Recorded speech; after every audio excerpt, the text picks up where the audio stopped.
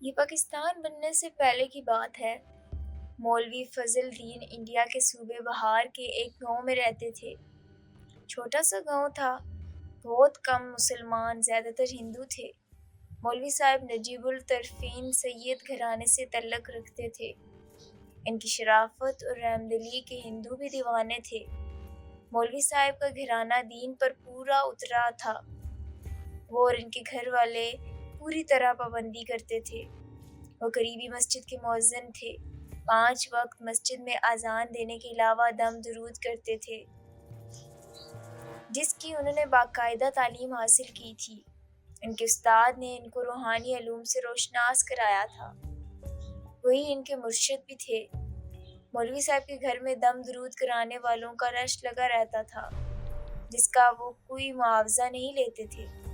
ان کی روحانی علاج کی دھوم مچی ہوئی تھی، سب کو شفا بھی ہوتی۔ ہر وقت وہ خدا کا شکر ادا کرتے رہتے۔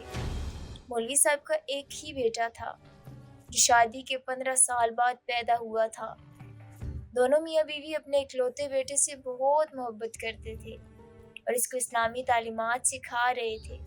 وہ تقریباً 4 سال کا تھا، بے حد خوبصورت اور گول مٹول سا۔ مولوی صاحب کے گھر اور گاؤں سے تھوڑی دور ایک گاؤں میں ہندو زمیندار تھا۔ رام چند کی حویلی تھی۔ وہ ایک بڑا زمیندار تھا اور بڑی ٹھاٹھ سے رہتا تھا۔ رام چند کے دادا اور مولوی صاحب کے دادا بچپن کے دوست تھے، اس لیے مولوی صاحب اور رام چند دونوں ایک دوسرے کو جانتے تھے اور ان کی اچھی بات چیت تھی۔ مولوی صاحب کے گھر کے پچھلے حصے میں کافی بڑی کھلی زمین پڑی ہوئی تھی، جس میں وہ تھوڑی بہت کھیتی باڑی کر کے اپنے لیے اناج سبزی کاشت کرتے تھے۔ وہیں پر ان کا چھوٹا سا حجرہ بنا ہوا تھا، جس میں لوگوں کا روحانی علاج کرتے تھے۔ زندگی بہت اچھی گزر رہی تھی کہ اچانک ان کی بیگم کو کچھ ڈرانے اور نہ سمجھ میں آنے والے خواب نظر آنے لگے۔ وہ خواب میں اونچی اونچی آواز میں قرآنی آیت کی تلاوت شروع کر دیتی۔ مولوی صاحب بھی اٹھ جاتے۔ ان کو کوئی جانور نما انسان مخلوق ان کے بیٹے کو پکڑنے کے لیے ڈھونڈتی ہوئی نظر آتی۔ مولوی صاحب روزانہ سوتے وقت چاروں کل، آیت الکرسی اور باقی آیات کا احصار کر کے سوتے تھے۔ کچھ دنوں بعد ان کی بیوی کو دوسرا خواب نظر آیا، جیسے کوئی ہندو آدمی ہے، ان کے بچے کو اپنی طرف بلا رہا ہے۔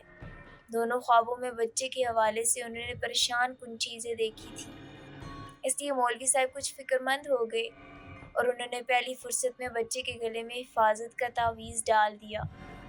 مولوی صاحب لوگوں پر سے جن بھی اتارا کرتے تھے، اس لیے ان کی بیگم کو خیال آیا کہ شاید کسی کی جن کی حرکت ہو۔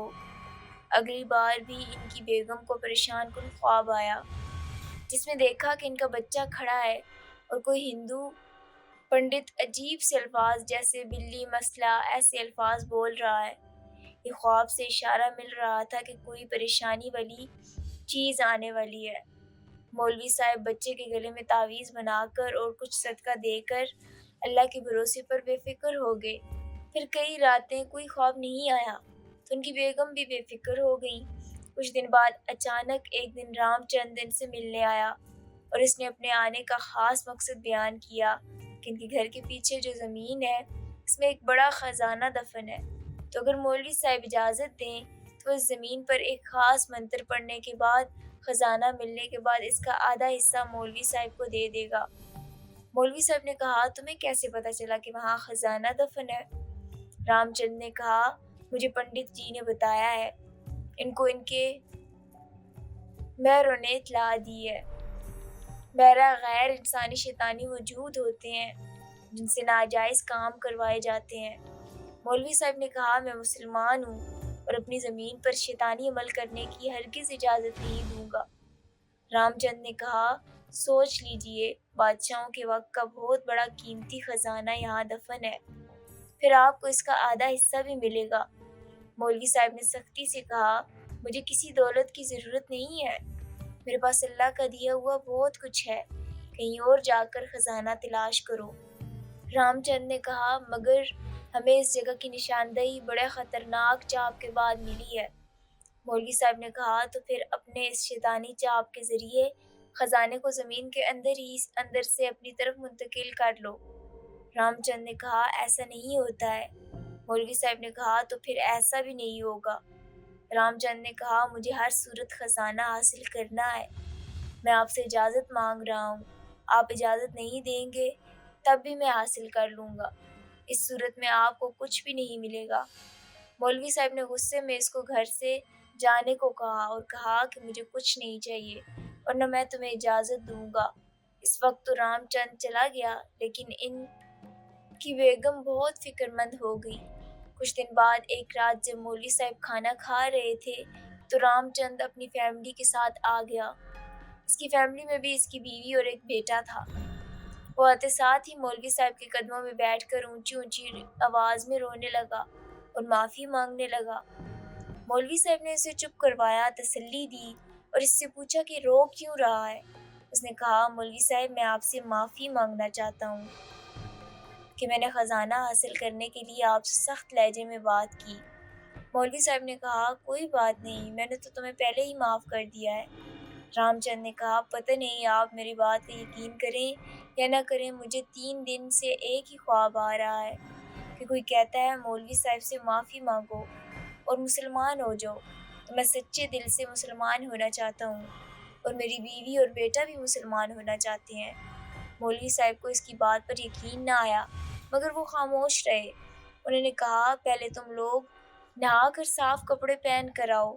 رام چند نے کہا کہ آپ مجھے قبول کر لیں، مسلمان کر لیں گے۔ مولوی صاحب نے کہا کیوں نہیں، مسلمان کرنے والی ذات تو اللہ کی ہے، میں تو صرف وسیلہ بن سکتا ہوں۔ رام چند اپنی بیوی بچے کے ساتھ نہا کر صاف کپڑے پہن کر آ گیا۔ مولوی صاحب اس کو پیش امام کے پاس لے گئے اور انہوں نے ان کے ہاتھوں پر اسلام قبول کر لیا۔ وہ کلمہ پڑھ کر مسلمان ہو گیا۔ مسلمان ہونے کی خوشی میں مولوی صاحب کی بیگم نے اس کی دعوت کی اور اس کی بیوی کو تحفے دیے۔ پھر وہ اکثر مولوی صاحب کے گھر آتا تھا اور اس کی فیملی بھی مولوی صاحب کی فیملی سے ملتی تھی۔ مولوی صاحب اور ان کی بیگم ان کے گھر والوں کو اسلامی رسم رواج، اسلام اور دین کی باتیں سکھانے لگے۔ وہ خاموشی سے ان کا درس سنتا اور وہ اس کو دین کی باتیں سمجھاتے، مگر پتہ نہیں کیوں مولوی صاحب کو کبھی کبھی احساس ہوتا کہ وہ دل سے مسلمان نہیں ہوا ہے۔ وہ جب اس کو غور سے دیکھتے تو وہ گھبرا کر نظریں چرا لیتا۔ چند دنوں بعد وہ پھر ان کے قدموں میں بیٹھا رو رہا تھا کہ میرے خاندان والے ہم سے بہت برا سلوک کر رہے ہیں، انہوں نے ہم سے میل جول ختم کر دیا ہے، مجھے طعنے دیتے ہیں۔ میں چاہتا ہوں کہ میں اپنی رہائش آپ کے قریب کر لوں، میں آپ کے قریب رہنا چاہتا ہوں۔ مولوی صاحب نے اجازت دے دی اور ان کے قریب آ کر رہنے لگ گیا۔ اس کی بیوی اور بچہ روز ان کے گھر آتے اور وہ بہت محبت سے پیش آتے۔ آہستہ آہستہ مولوی صاحب کا بیٹا ان لوگوں سے بہت مانوس ہو گیا۔ اب اس کی بیوی اس کے بیٹے کو اپنے گھر لے جاتی اور گھنٹوں اسے اپنے پاس رکھ کر واپس اس کے گھر پہنچا دیتی۔ مولوی صاحب کو جب پتہ چلا تو اپنی بیوی پر ناراض ہوئے کہ بچے کو ان کے گھر کیوں جانے دیتی ہو، مگر مولوی صاحب کی بیوی کو ان پر مکمل اعتماد ہو گیا تھا۔ انہوں نے کہا کہ مجھے ان کی محبت دیکھ کر ہمت نہیں ہوتی کہ ان کو منع کروں۔